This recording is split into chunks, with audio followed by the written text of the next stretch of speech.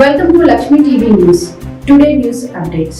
CM మరియు municipal శాఖ మంత్రి రేవంత్ రెడ్డి చేసిన వ్యాఖ్యలపై మున్సిపల్ స్వచ్ఛ ఆటో కార్మికులు తీవ్రంగా ఆగ్రహం వ్యక్తం చేశారు. కుబ్దుల్లాపూర్ నియోజకవర్గంలోని హెచ్ఎంటీ చెత్త డంపింగ్ యార్డు వద్ద చెత్త ఆటోలతో ధర్నాకు దిగారు. ప్రభుత్వం 5,000 ఆటోలు కొనిపెట్టినా మున్సిపల్ కార్మికులు చెత్త సేకరణ చేయడం లేదని సీఎం చేసిన వ్యాఖ్యలను వారు ఖండించారు.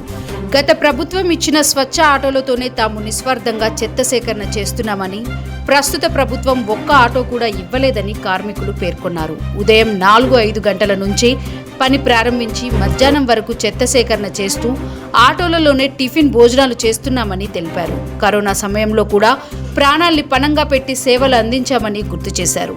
స్వచ్ఛ ఆటోలకు జీహెచ్ఎంసీ నెలవారీ ఈఎంఐలు కూడా చెల్లించడం లేదని ఆరోపించారు. తమ మనోభావాలను దెబ్బతీసేలా మాట్లాడిన సీఎం రేవంత్ రెడ్డి బహిరంగ క్షమాపణలు చెప్పాలని, లేదంటే సమ్మెకు దిగేందుకు వెనకాడబోమని స్వచ్ఛ ఆటో కార్మికులు హెచ్చరించారు.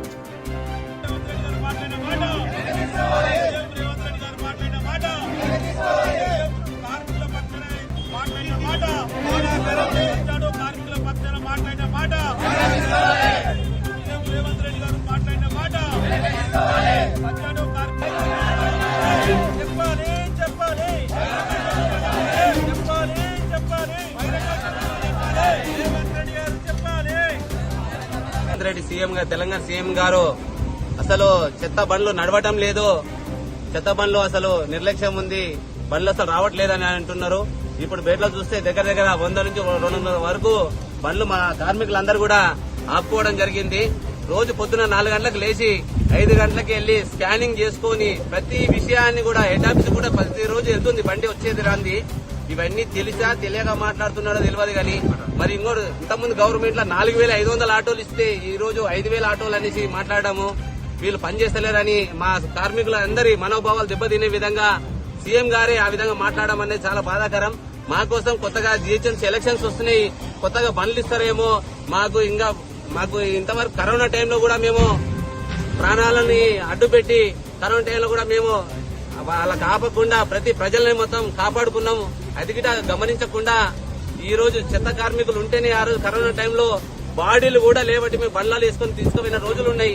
అది కూడా గుర్తించకుండా మన సీఎం గారు ఈ విధంగా మాట్లాడడం, కార్మికుల మనోభావాలు దెబ్బతినే విధంగా పనికి వస్తలేరు, పని చేస్తలేరు అనడం చాలా బాధాకరం.